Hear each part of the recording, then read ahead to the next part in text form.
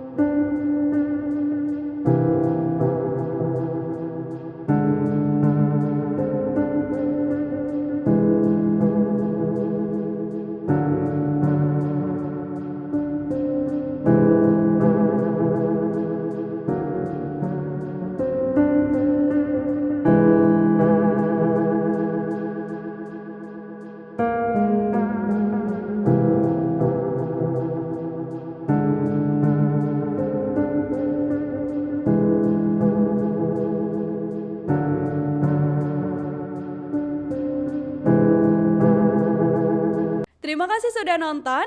Jangan lupa like, subscribe, dan share ya.